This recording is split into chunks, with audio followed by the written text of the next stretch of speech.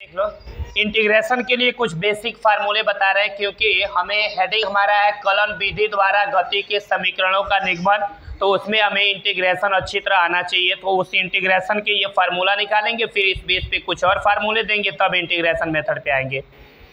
जैसे देख लो, ये इंटीग्रल, इसको कहते हैं इंटीग्रेशन, दैट मीन्स समाकलन का ये चिन्ह है। इसका फार्मूला क्या होता है, ये x जैसे हम x ऐसे लिख लेते हैं और इस पावर में हम एक जोड़ देते हैं, इसी से क्या करते हैं भाग दे देते हैं। और चूंकि यहाँ पे कोई लिमिट नहीं दिया रहता है तो इसके बदले हम कांस्टेंट c ऐड कर लेते हैं। बोलो समझ में आया। लेकिन वही अगर इंटीग्रेशन का लिमिट दे देता है a से लेके b तक, तो ये इंटीग्रेशन का साइन तब नहीं लगाते। बोलो समझ में आया। अब देखो, तो इस बेस पे बहुत सारे हम आपके क्वेश्चन भी बताए थे। मैंने एग्जाम्पल भी बोला था कि अगर ऐसे एग्जाम्पल आ जाए x पे पावर 4 इंटू डी एक्स, तो क्या तरीका बताए थे, x जहाँ है हम x वहीं लिख लेते थे, इस 4 में एक जोड़ते थे और उसी से क्या करते थे भाग प्लस क्या लिख लेते थे c। बोलो समझ में आया। या अगर बताए थे अगर x पे पावर 10 इंटू डी एक्स आ गया तो क्या तरीका था, ऐसे यहाँ x लिख लेते थे और इस 10 में हम एक जोड़ते थे तो 10 और 1 मिलके 11 होता था और उसी 11 से भाग दे के प्लस c ऐड करते थे। बोलो ये सारी चीज़ें पहले हो चुकी हैं या नहीं हुई है, ये पहले कंफर्म कर चुके हैं। इसके बाद से देखो, मैंने आपको ये भी बताया था एक फार्मूला, ये वाला भी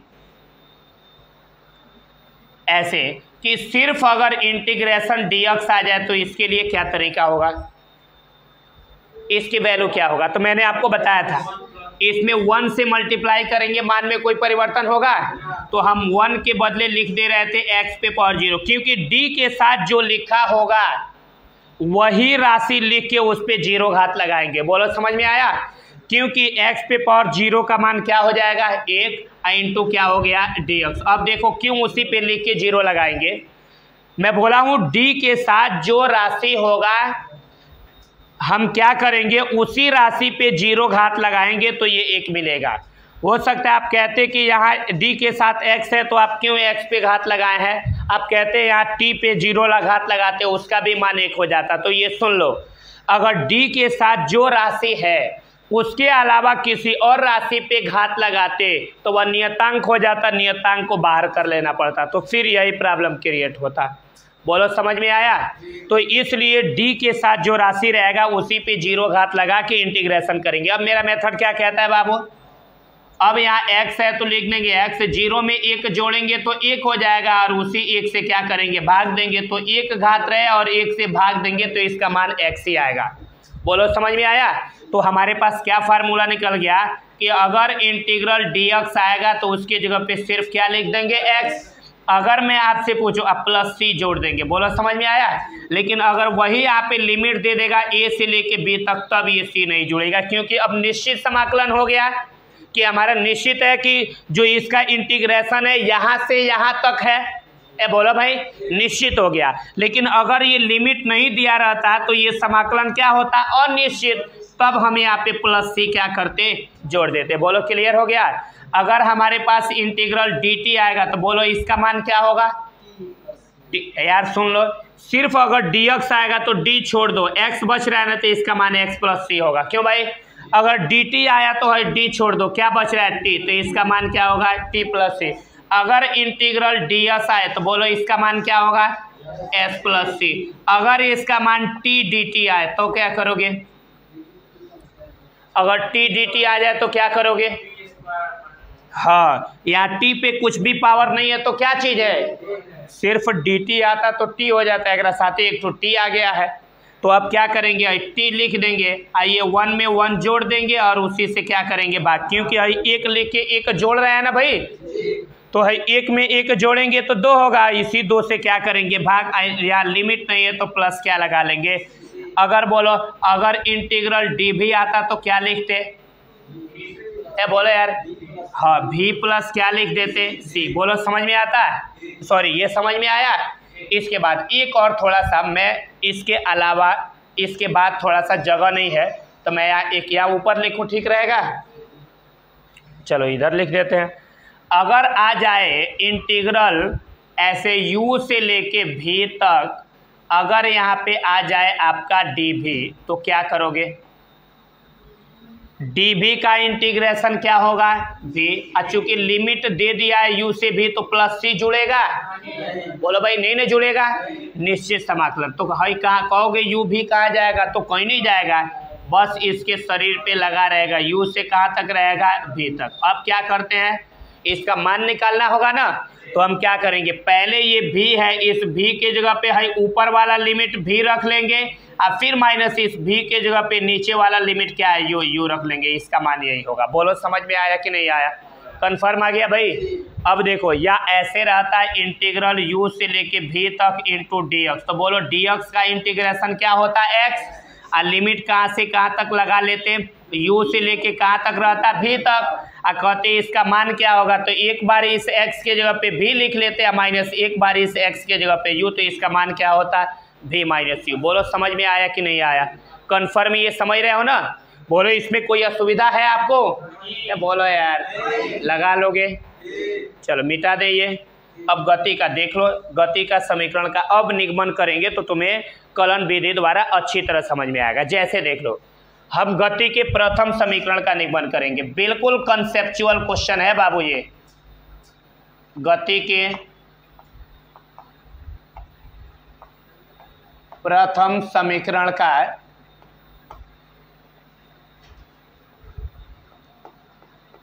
निगमन,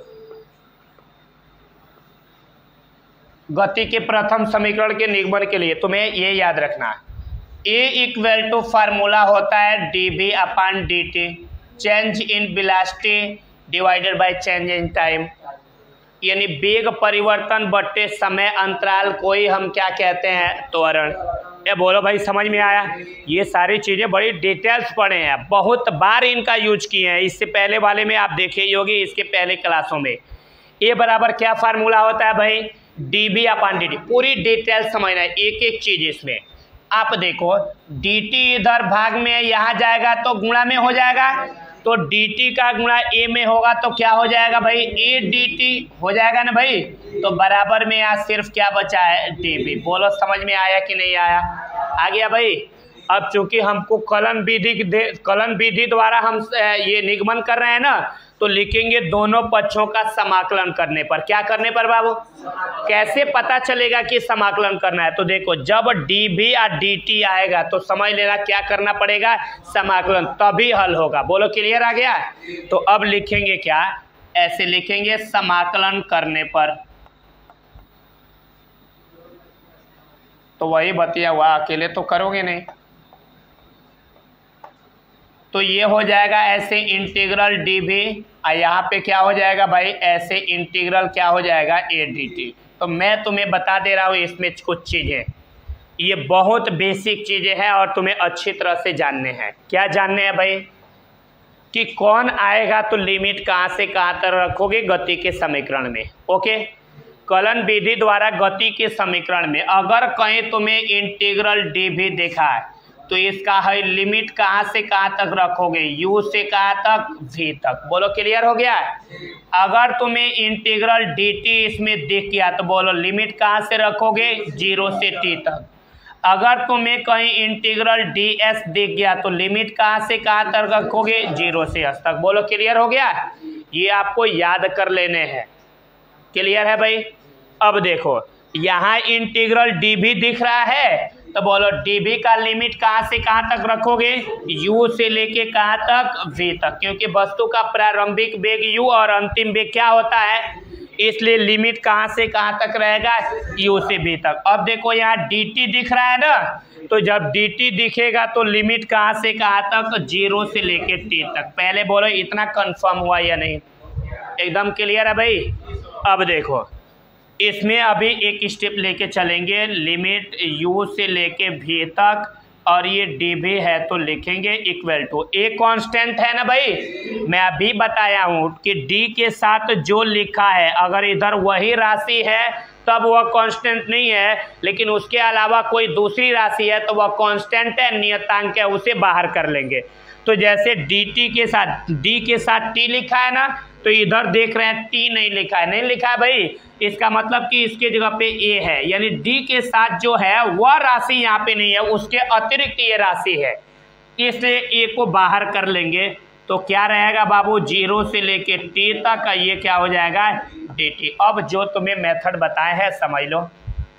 dv का इंटीग्रेशन बोलो कितना होगा, किधर कहीं dv है, dv का इंटीग्रेशन क्या होगा बाबू, तुम खुद बताओ क्या देखना है। dv का इंटीग्रेशन क्या होगा, सी नहीं होगा क्योंकि लिमिट दे दिया है, बोलो ना यार। dv का इंटीग्रेशन क्या होगा, v लिमिट कहाँ से कहाँ तक रहेगा, u से कहाँ तक रहेगा, v तक। बोलो समझ में आया है। भाई एक कांस्टेंट है तो बोल लिख लो ये। अब बोलो dt का इंटीग्रेशन क्या होगा, अरे d के साथ जो लिखा वही ना होगा, तो dt का इंटीग्रेशन क्या हो जाएगा, t। इसका लिमिट कहाँ से कहाँ तक है, 0 से लेके t तक। अब लिमिट रखे ना, चलो पहले बोलो इस v के जगह पे है ऊपर वाला लिमिट, बोलो भाई। अब फिर v के जगह पे माइनस ये क्या है, नीचे वाला लिमिट। कंफर्म हो रहा है ना, ये अपर लिमिट माइनस क्या हो रहा है भाई, लोअर लिमिट। क्लियर है, इक्वल टू ए नियतांक है तो ऐसे ही रहेगा। अब इसमें ये t के जगह पे पहले ऊपर वाला t, अब फिर माइनस इस t के जगह पे क्या रहेगा, 0। बोलो क्लियर है, पहले अपर लिमिट माइनस क्या होता है, लोअर लिमिट। कंफर्म हो रहा है ना। अब देखो ये v माइनस u है तो लिख लेंगे, और t में से 0 घटाएंगे t होगा, t का गुणा a में होगा तो क्या हो जाएगा, at।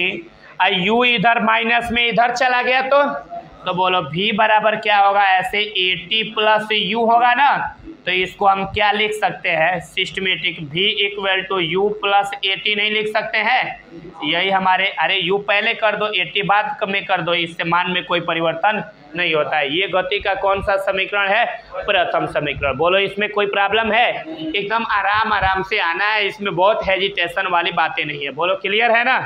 अब देखो, अब गति के द्वितीय समीकरण का हम निगमन करेंगे। अब गति के द्वितीय समीकरण के निगमन के लिए पहले कंडीशन हम देखेंगे, फिर निगमन करेंगे। क्यों भाई, अब देखो क्योंकि गति के द्वितीय समीकरण को हम जानते हैं, उसमें यस आता है, एस है डिस्प्लेसमेंट, तो हम ऐसा फार्मूला चयन करेंगे जिसमें डिस्प्लेसमेंट आए। क्या फार्मूला है, अब गति के द्वितीय समीकरण का निगमन क्या है, इसको मिटा देना। बोलो भाई, हम इसमें क्या करेंगे, ऐसे फार्मूलों का चयन करेंगे क्योंकि गति के द्वितीय समीकरण में हमको यस मिलेगा, यस आनी चाहिए, तो हम ऐसा फार्मूलों का चयन करेंगे जिसमें एस आए।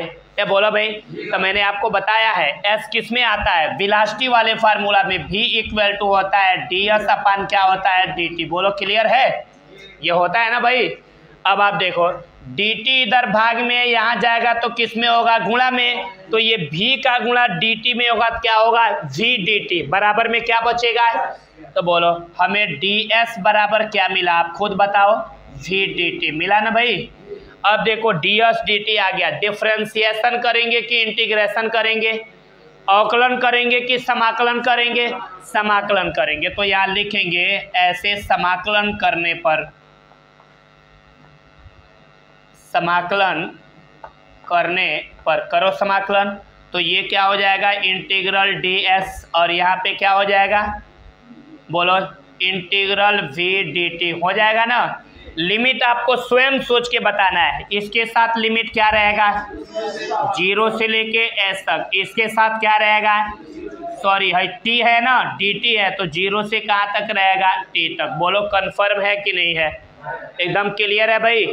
अब देख लो, अभी या v आया है ना, तो जस्ट आप v इक्वल टू फार्मूला निकाले हो u प्लस at। बोलो निकाले हो ना, तो इसका मतलब v के जगह पे हम u प्लस at लिख सकते हैं, कोई प्रॉब्लम है क्या।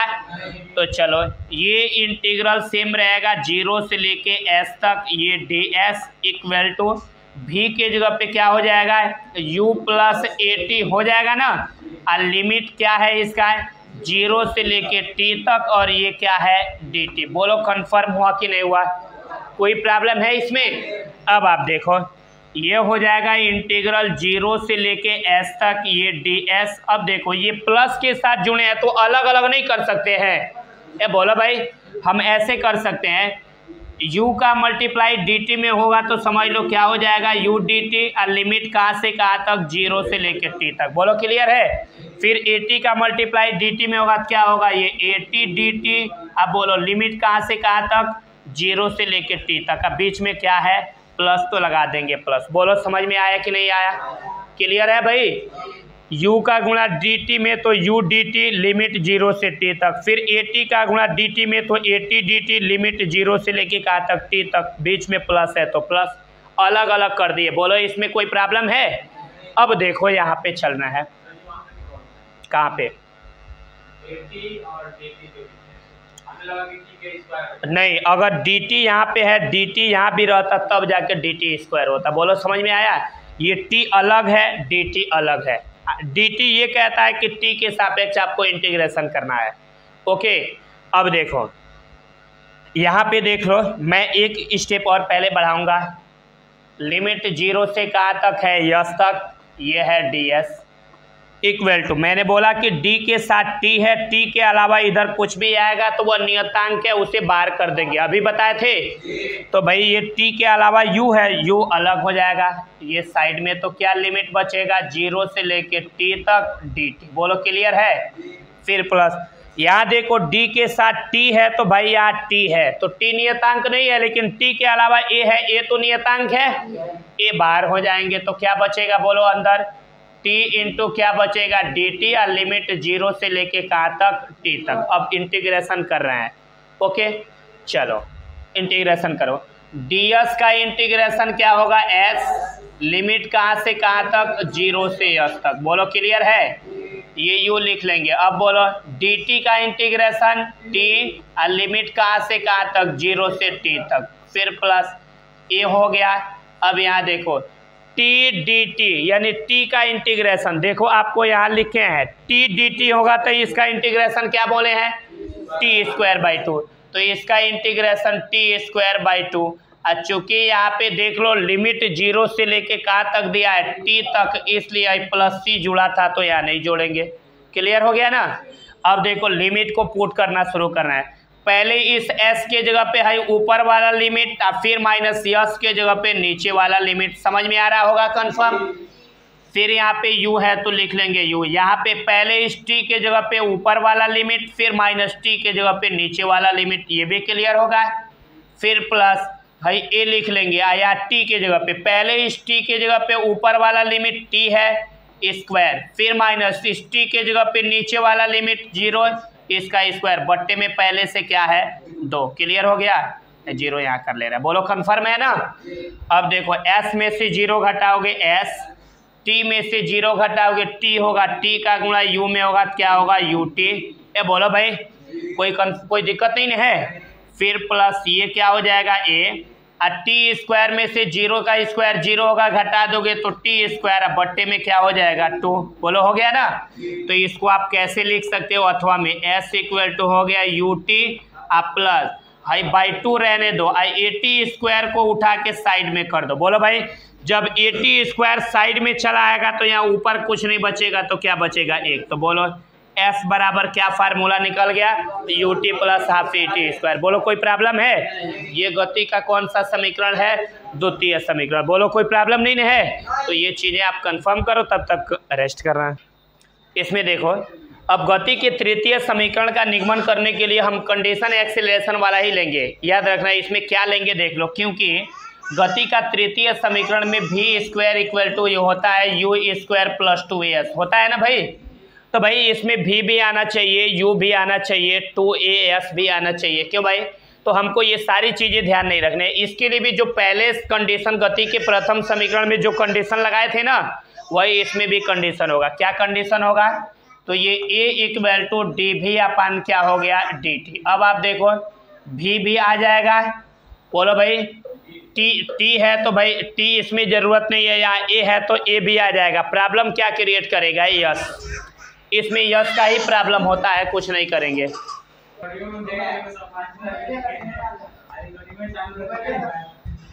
चलो ऑन करो। ये देखो ये गति के तृतीय समीकरण का निगमन है। इसमें भी सेम वही कंडीशन लेंगे, a equal to dv upon dt। एक एक्स्ट्रा इसमें काम क्या करेंगे? हमको as लाना है तो हम क्या करेंगे? ds बाई ds कर लेंगे। बोलो समझ में आया? ताकि इसमें जिससे गुणा किए हैं उसी से क्या कर दिए भाग, ताकि इससे मान में कोई परिवर्तन नहीं होगा। ये चीज़ें याद रखना है कि गति के तृतीय समीकरण में मुझे लास्ट में यस लाना होता है, इसलिए हम ds/ds से क्या किए हैं, इसमें गुणा भी कर दिए, भाग भी कर दिए, ताकि इससे ये कट जाएगा, फिर मान में कोई परिवर्तन नहीं होगा। इतना चीज़ें समझ आ रहा है ना। अब इसमें सेटिंग एक क्या करनी है ये देख लो तुम। सेटिंग इसमें देखो ये करनी है कि ये लिख लेंगे। अब मान लो ds/dt नहीं लिखेंगे, ये बोला यार एक को इसके नीचे कर देंगे तो एक को इसके नीचे कर लेंगे, यानी ऐसे भी हम इसको लिख सकते हैं। कैसे? एक को क्या करेंगे, ये dv अपान क्या कर लेंगे, ये ds कर लेंगे, इंटू एक जगह ये ds अपान क्या कर लेंगे, dt कर लेंगे। ये बोलो यार हम क्या किए हैं, इसमें कुछ किए हैं क्या, ds को यहाँ ट्रांसफर कर दिए, dt को यहाँ ट्रांसफर कर लिए, वही ना किए हैं यार। ये बोला यार। अब देखो अभी तुम एक फार्मूला पढ़े हो, v इक्वल टू होता है ds अपान क्या होता है, dt, यानी एक जगह ds अपान dt जहाँ आया है वहाँ पे क्या लिख लेंगे, v। तो अब बोलो ये क्या हो जाएगा, a equal to dv upon ds हो जाएगा, और ds/dt के जगह पे क्या लिख लेंगे, v। कोई प्रॉब्लम है? अब देखो ds इधर भाग में इधर आ गया तो गुणा में, तो a इंटू ds हो जाएगा, और यहाँ dv इंटू v बचा है तो v पहले लिख लेना और dv कहाँ लिख लेना बाद में। बोलो इसमें कोई प्रॉब्लम है क्या? पहले बोलो ये इतना चीज़ें कन्फर्म हुआ है? ये बोलो यार। अब देखो ds और dv आ गया तो क्या करना पड़ेगा, इंटीग्रेशन। तो हम ऐसे लिखेंगे, समाकलन करने पर, कर लो समाकलन, तो ये क्या हो जाएगा, ऐसे समाकलन हो जाएगा a ds, यहाँ पे क्या हो जाएगा, समाकलन हो जाएगा v dv, हो जाएगा ना। बोलो यहाँ ds आया है तो लिमिट कहाँ से कहाँ तक लेना है, 0 से s तक। यहाँ dv आया है तो लिमिट कहाँ से कहाँ तक लेना है, u से लेके v तक। बोलो कन्फर्म हुआ? कन्फर्म आ रहा है ना ये। अब देखो कोई डिफिकल्टीज नहीं है इसमें, बिल्कुल आसान सा है, आसानी से कर भी लोगे। यहाँ देखो मैं बोला हूँ d के साथ जो राशि आएगा उसके अलावा इधर कोई भी राशि आए तो बाहर कर देंगे ना, क्योंकि वह कांस्टेंट राशि होगा। तो बोलो a कांस्टेंट है, a यहाँ से बाहर हो जाएगा, तो बोलो क्या बचेगा, सिर्फ इंटीग्रेशन 0 से लेके s तक, सिर्फ क्या बचेगा, ds। और यहाँ देखो ये तो भाई कांस्टेंट नहीं है ना, तो ये ऐसे रहेगा, इसका इंटीग्रेशन करना पड़ेगा मुझे। सेम उतार लेंगे, क्या होगा, u से लेके v तक, ये क्या रहेगा, v इंटू dv हो जाएगा ना। अब चलो इंटीग्रेशन करो। बोलो ये ds का इंटीग्रेशन कितना होता है, s, लिमिट 0 से लेके s तक। v का इंटीग्रेशन क्या होगा, हाँ v का स्क्वायर बाई 2 हो जाएगा। ये बोलो यार लिमिट बोलो 0 से लेके u से लेके कहाँ तक रहेगा, v तक। बोलो ये समझ में आया है कि नहीं आया है? चलो लिमिट पुट करो, ये हो गया a, यहाँ s के जगह पे पहले s रहेगा, फिर माइनस इस s के जगह पे दूसरी बार 0, फिर यहाँ देखो पहले v के जगह पे है v रहेगा, अब फिर माइनस इस v के जगह पे क्या रहेगा, u, इसका स्क्वायर है तो करो, बट्टे में 2 पहले से है। समझ आ रहा है मेरी बात है? अब देखो ये हो गया a, s में से 0 घटा दोगे s, यहाँ पे क्या है, v स्क्वायर माइनस क्या है, u स्क्वायर डिवाइडेड बाई क्या है, 2 इधर डिवाइड में इधर आ गया तो मल्टीप्लाई में, 2 इधर भाग में इधर आ गया गुणा में, तो 2 का गुणा as में होगा, क्या होगा, 2as बराबर क्या है, ये v square minus u square है ना। u स्क्वायर इधर माइनस में इधर आ गया तो बोलो क्या हो जाएगा, ऐसे 2as प्लस u स्क्वायर बराबर में यहाँ क्या हो जाएगा बाबू, v स्क्वायर। तो बोलो इसको सिस्टमेटिक ऐसे लिखना होगा तो क्या लिख सकते हैं, v square equal to u square plus 2as लिख सकते हैं ना। तो ऐसे हम यहाँ लिख सकते हैं, इसे v square equal to u square plus 2as। ये कौन सा समीकरण है, गति का तृतीय समीकरण। बोलो कन्फर्म हो गया? कोई असुविधा है इसमें? चलो लिखो, समीकरण मिले हैं। बोलो गति के कितने समीकरण है, 3। पहला है v equal to u plus at, दूसरा है s equal to u t plus, ये विस्थापन समीकरण है, दूरी नहीं है, s equal to u t plus half क्या होगा, ए टी स्क्वायर। और तीसरा क्या है, v square equal to u square plus 2as। 3 समीकरण है ना, तीनों का यूज करके क्वेश्चन कैलकुलेट करना है। पहले देखो जो दिया है, कह रहा है एक कण प्रारंभिक वेग 5 मीटर प्रति सेकंड, यानी कण का प्रारंभिक वेग कितना है, 5 मीटर प्रति सेकंड। तो प्रारंभिक वेग को किससे लिखते हैं, u से, ये बोलो भाई u बराबर कितना दिया है 5 मीटर प्रति सेकेंड। कह रहा है एक समान त्वरण को किससे लिखने हैं a से। a बराबर कितना दे दिया है 2 मीटर प्रति सेकेंड स्क्वायर। त्वरण से x अक्ष के अनुदिश प्लस डायरेक्शन में माइनस में प्लस डायरेक्शन में गति प्रारंभ करता है। तो कह रहा है ज्ञात कीजिए पहला 2 सेकंड बाद कण का वेग। कह रहा है ना टाइम कितना दिया, ये पहले को कैलकुलेट कर रहे हैं। पहले को टाइम कितना दे दिया भाई 2 सेकंड दे दिया है ना। कह रहा है 2 सेकंड बाद कण का वेग क्या होगा। u का मान दे दिया है, a का मान दे दिया है, t का मान दे दिया है। 2 सेकंड बाद प्रारंभिक वेग पूछ रहा है कि अंतिम वेग, क्योंकि वस्तु प्रारंभिक वेग 5 मीटर, वस्तु का प्रारंभिक वेग 5 मीटर प्रति सेकंड है। तो कह रहा है 2 सेकंड बाद इसका वेग क्या होगा, यानी अंतिम वेग पूछ रहा है ना। यानी अंतिम वेग को किससे लिखते हैं v से। v का मान पूछ रहा है तो बोलो v बराबर क्या फार्मूला लिखवाए हैं u प्लस क्या बोले हैं 80। u का मान v का मान पूछ रहा है। u का मान कितना दे दिया है 5 प्लस a का मान कितना दे दिया है 2, या t है, t का मान भी क्या है 2। तो v बराबर देख लो 2 दूनी के 4 और 5 मिल के 9। अब वेग का मात्रक मीटर प्रति सेकंड आंसर हो गया। बोलो क्लियर है, पहले का आंसर कंप्लीट हुआ। अब किस पे आएंगे दूसरे पे। अब कह रहा प्रथम 3 सेकंड में कण का विस्थापन और तय की गई दूरी क्या कीजिए ज्ञात कीजिए। ये बोलो भाई क्या कह रहा है कण का विस्थापन ज्ञात करना है, और दूसरा नंबर पे क्या कह रहा है बाबू इसका तय की गई दूरी भी क्या करने हैं ज्ञात करने हैं। ओके याद रखना जो कण है ना बाबू, कण वह सिर्फ ऐसे ही गया है। आ रहा है मेरी बात समझ में, वापस नहीं आया है। क्यों भाई सिर्फ गया है, तो पहले अभी निकालेंगे। ओके याद रखना कह रहा प्रथम 3 सेकंड। अब समय कितना दे दिया बाबू 3 सेकंड। तो कह रहा है कण का विस्थापन ज्ञात कीजिए। तो इसके विस्थापन का ये समीकरण लगा देंगे ना। बोलो विस्थापन का क्या इक्वेशन है, s इक्वल टू हमारा ut प्लस क्या है हाफ at स्क्वायर है ना।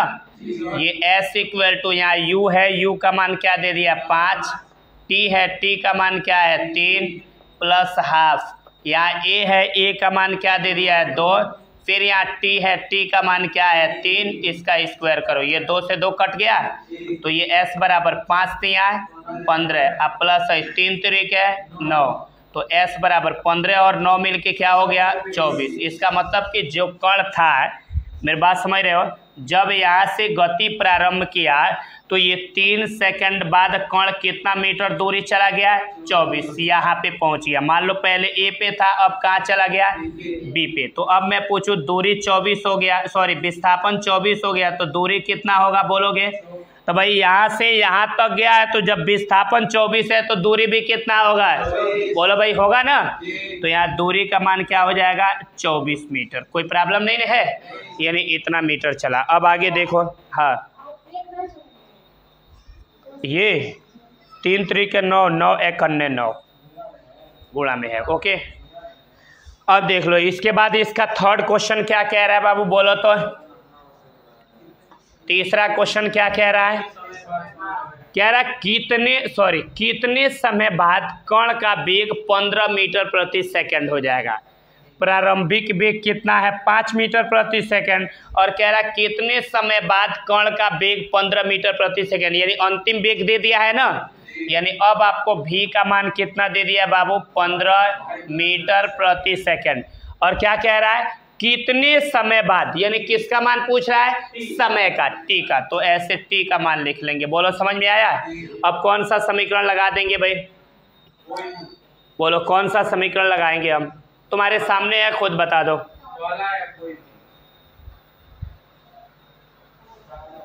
कौनो लगा दो यार, दूसरा से भी आ जाएगा, दूरी निकाल ही लिए हो, तीसरा से भी आ सकता है। यस का मान नहीं निकाल लिए हो, लेकिन तीसरा में टाइम नहीं निकलेगा, ये नहीं लेंगे। पहला दूसरा कोई ले लो, पहला लगा लो छोटा पड़ेगा। v बराबर क्या है बाबू u प्लस 80। v की वैल्यू कितना है 15, u की वैल्यू कितना है 5, a की वैल्यू क्या है 2, और t का मान नहीं दिया है। 5 इधर प्लस में इधर आ गया, माइनस में 15 माइनस 5 2 का गुणा t में होगा 2t।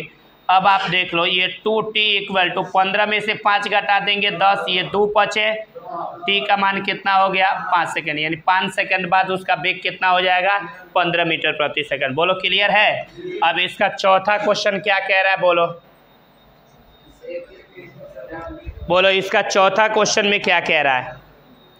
कह रहा है चौथा क्वेश्चन में कि 21 मीटर प्रति सेकंड का वेग प्राप्त करने के लिए कण को कितनी दूरी तय करना पड़ेगा।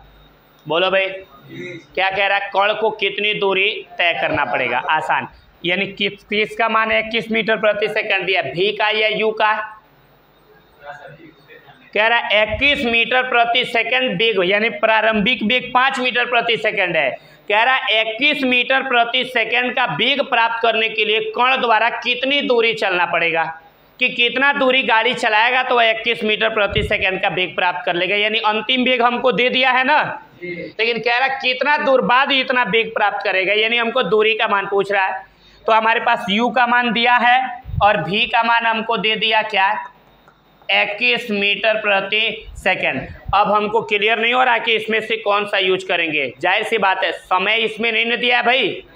ये बोलो u का मान 5 मीटर प्रति सेकंड है और कह रहा कितनी दूरी तय करने पर 21 मीटर प्रति सेकंड प्राप्त हो जाएगा। ये नहीं कह रहा कि इतना टाइम में 21 मीटर प्रति सेकंड प्राप्त हो रहा है तो कण का विस्थापन या दूरी ज्ञात कीजिए, ये नहीं कह रहा है कि सिर्फ प्रारंभिक वेग दे दिया और अंतिम वेग दे दिया, दूरी पूछ रहा है। तो किस फार्मूला में है, प्रारंभिक वेग ये अंतिम वेग, दूरी पूछ रहा है। ए का मान तो ऑलरेडी है कि त्वरण कितना मिल रहा है 2 मीटर प्रति सेकंड स्क्वायर। क्यों भाई, तीसरा समीकरण लगा देंगे, क्या है ये v square equal to u square plus 2as। v का मान क्या दे दिया है 21 का स्क्वायर करो, u का मान क्या दे दिया है 5 का स्क्वायर करो प्लस 2, a का मान क्या दे दिया है 2 ऑलरेडी दिया है, यस का मान नहीं दिया है।